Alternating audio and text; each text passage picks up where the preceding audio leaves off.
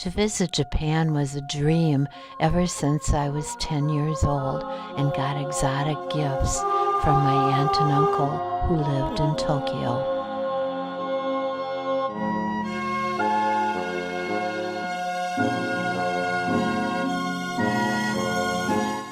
Japan in November.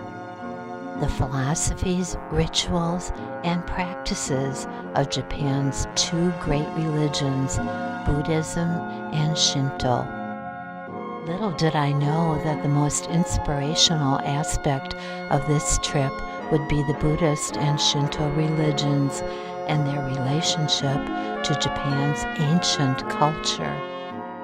I understood why Frank Lloyd Wright, the famous architect, called the Japanese the most organic people on earth. This is especially apparent in the beautiful temples and shrines, which reflect a profound reverence for nature.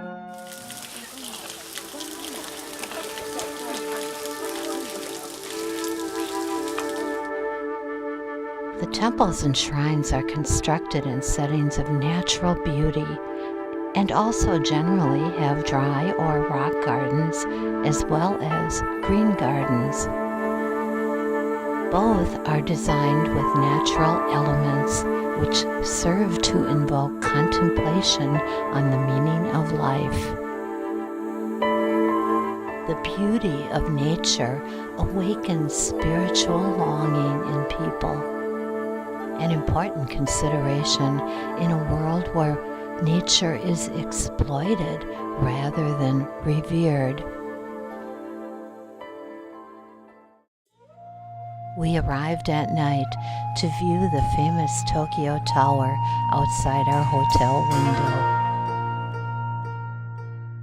The next day, we began to realize November was the perfect time to visit Japan. Autumn colors are usually best in mid to late November, so the fall is a time when many Japanese people visit the temples and shrines. From the window of our high-rise hotel in central Tokyo, we could see how the influence of ancient Buddhism and Shinto persists in the modern city. Just below us, in a lovely park-like setting, is a Buddhist temple and a Shinto shrine. Ancient Shintoism is the worship of nature and, very importantly, ancestors. Buddhism is about the human condition, mainly the suffering all humans endure. The two religions complement each other. In November, the Japanese pay particular attention to their beautiful and sacred shrines and temples, where, in their eyes, the organic and the spiritual worlds converge.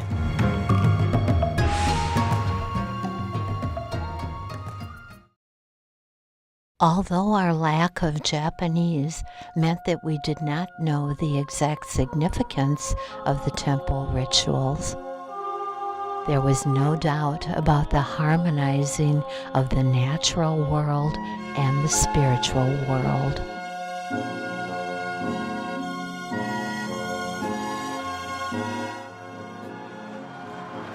The next morning, we took the bullet train to Kyoto to learn more about the link between Japanese history and religions. One of the first images I saw at a Buddhist temple were rows and rows of doll-like images, all warmly dressed in crocheted hats and bibs. A Buddhist monk explained they were to commemorate children who had died before birth or shortly after. A perfect example of how Buddhist rituals are designed to comfort people's suffering. At first, I was unable to distinguish the temples from the shrines. Later, I learned that the temples are Buddhist and are huge, brown, and wooden. The shrines are Shinto and are easily identified by their orange color. Torii, or gates, mark the entrances to temples and shrines. Their color and design give the visitor the feeling of entering a very special, otherworldly place.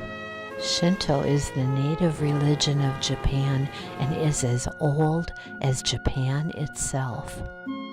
Buddhism came much later, arriving in the 6th century from China and Korea. Shinto has a passion for the magnificent beauty of nature. The temple and shrine support people through the passage of life. Ancient temples and shrines provide insights into Japanese history. Buddhism is a psychological religion, and it has very complex theories encouraging enlightenment. So it took many years to spread to the common people. It developed naturally through the customs and traditions of the Japanese people and is an affirmation of being Japanese. Weddings, for example, are a Shinto service, while Buddhism deals with the rituals of death. Although the two religions complement each other, each has distinct purposes. Shinto has not produced a Bible-type dogma, nor is there any founder.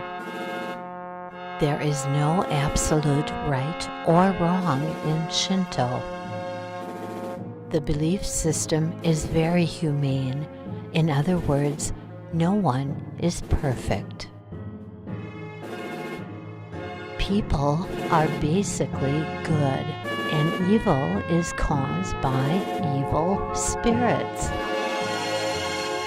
When people die, they become kami. These kami, or ancestors, live at the shrines.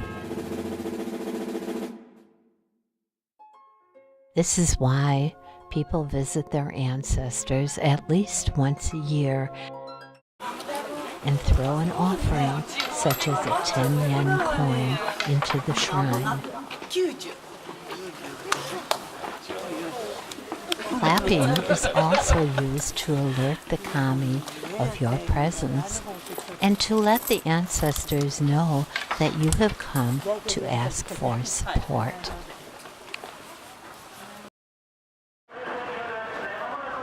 Next, a day trip to ancient Nara.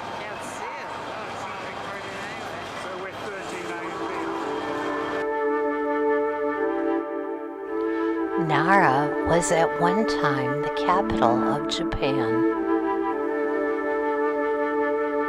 Todaji Buddhist Temple at Nara is one of the greatest and most famous. Built in 752 AD, it is Japan's largest wooden building, even though it's now only about 2/3 its original size. The temple is approached via huge wooden torii, or gates, that are guarded by some very fierce-looking warriors. This Buddhist temple became so powerful that the capital was actually moved to Kyoto, so its influence on the government would be diminished. The temple houses the Great Buddha, which is forged of bronze and is about 50 feet tall. But very little of the original Buddha remains, as it has been damaged by earthquakes and fires and then repaired over the centuries.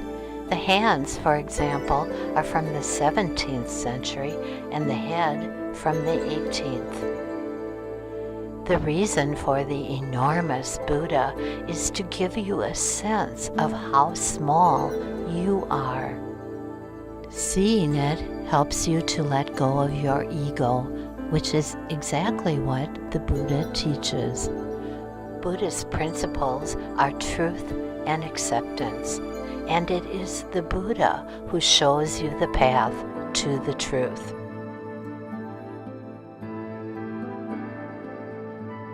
Many deer roam the Todaji temple grounds because deer are considered to be the messengers of the gods. They are pampered and protected. They pretty much have the run of the place, even joining people at their outdoor tables for lunch.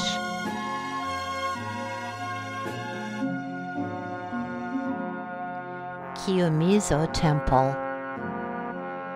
The Buddhists understand that immense expanses of space are sublime, and so they often place their temples on a high hill.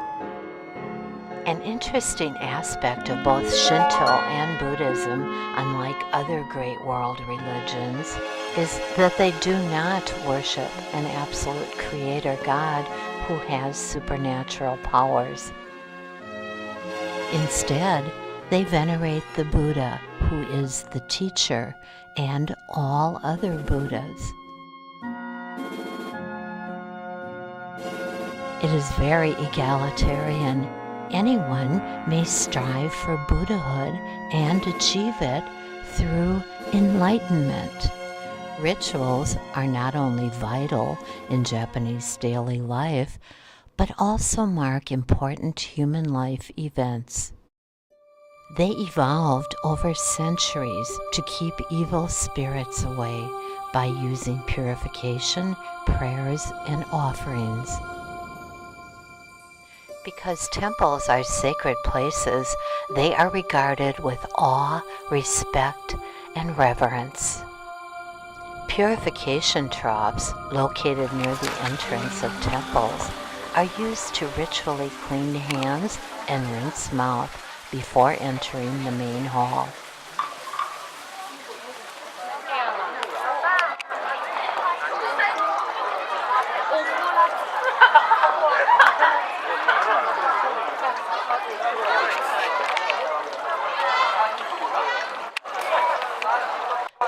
Pilgrims purchase incense, which is burned according to specified rituals.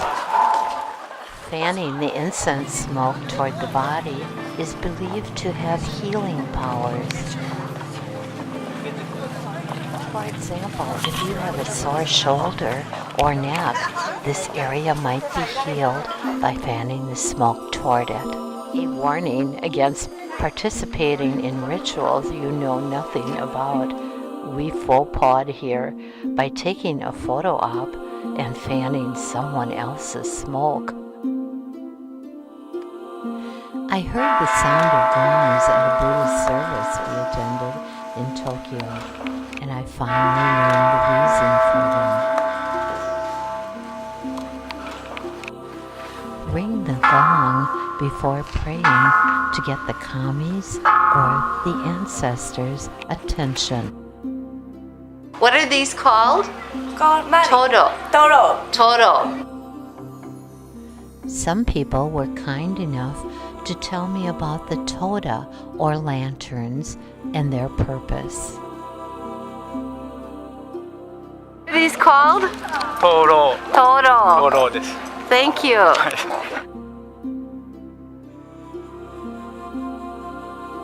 These todo, what are they for? That is for writing for prayers. Okay.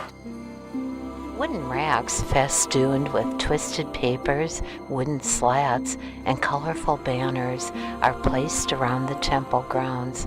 These are called ima.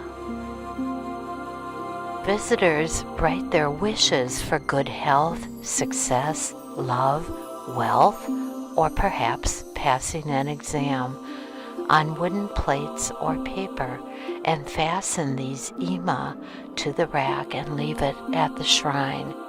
Omikuji are slips of paper with fortunes on them. These are selected randomly at shrines.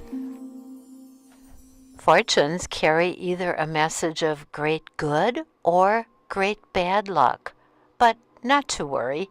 If you tie the paper around a tree branch, it will either bring good luck or it will avert bad luck. There is a remedy for everything. The compassionate Buddhists would not want you to suffer because of worry about your luck. We return to Kyoto to view more national treasures.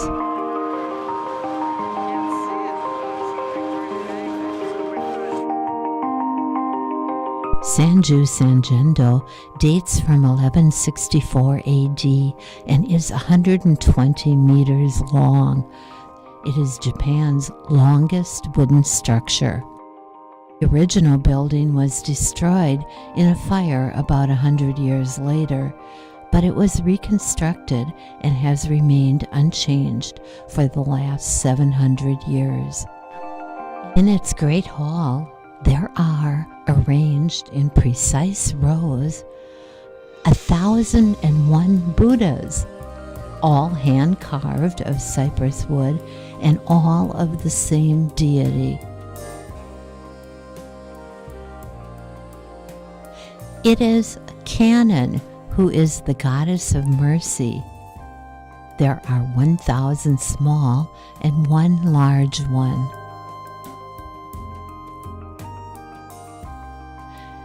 This is to show that the many different deities are all aspects of the same Buddha. Philosopher's Pathway, which runs along the canal in Kyoto, was named for a famous philosopher who walked and meditated here daily on his way to Kyoto University. Meditation walks originated in the original Shinto love for nature and eventually evolved with the Buddhists into the famous Japanese gardens, or as we call them, Zen gardens. The neatness and orderly makeup of a Zen garden induces quiet contemplation. Zen Buddhism teaches that enlightenment is attained through meditation and discipline. Gardens feature both dry and green varieties which complement each other. Dry gardens are greatly revered, like this one at Nanzenji Temple. It is one of the most important in Japan. The harmonizing of various elements, such as sand, rock, water, and plants, with their natural surroundings, is what distinguishes these gardens. Some elements even symbolize other elements. For example, gravel shaped into ridges resembles and stands for water. The stillness of water is said to bring peace and tranquility to the mind. Sand portrays salt, which is a symbol of purification in Shinto religion. Large rock substitutes for the mountains that tower over the countryside. Paths meander around beautiful shrubs and trees, creating a spiritual journey for the walker, who is meant to meditate on his passage through life as he walks the footpaths. This area is known as the Sea of Sand. It is located at Ginkakuji Temple, otherwise known as the Silver Pavilion. The temple was never actually covered in silver, but the roof appears to be silver when the moonlight hits it. It was originally built in 148 as a retirement home for an important shogun. A shogun is a sort of general. It was converted to a temple after the death of the owner. Temples are not always purpose-built, but they are often originally palaces or retirement homes of the upper class, who donate and refashion them as temples. The building reflects the arts of this classical time in Japanese history. Arts such as the tea ceremony, sliding door paintings, rock gardens, moon watching, and theater. It features a dry sand garden with a massive cone of sand titled the Moon Watching Platform, as well as a moss garden. Mention of the classical period in Japanese history is the perfect time to note the Japanese classical dress, kimono. Kimono are the beautiful traditional silk dress of Japan.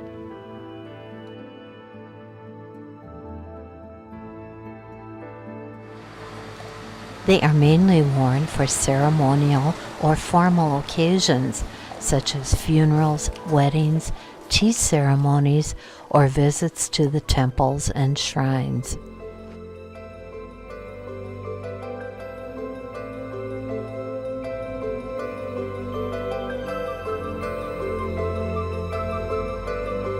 Kimono are very expensive, and the wearing of them requires proper hairstyle, traditional shoes, socks, underwear, and even a small handbag.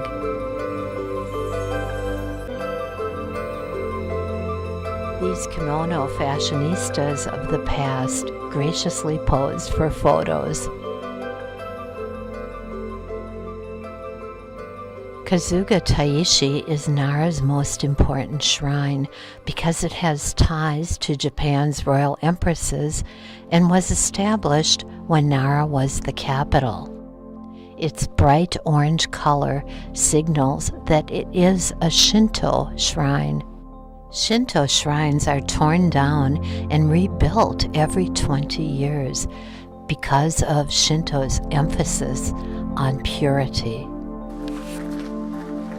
Although this practice was discontinued in the case of Kasuga when Nara was no longer the capital.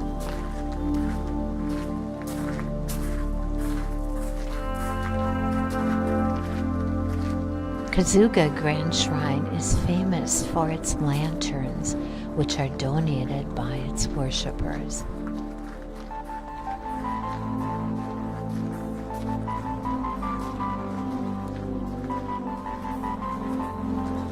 They are lit twice a year at special lantern festivals. Just as I was puzzling over the significance of the rocks dressed in aprons of various colors, a very sweet Japanese couple came along to explain their purpose.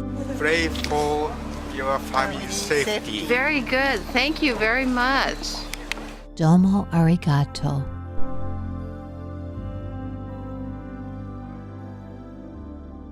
Thank you very much.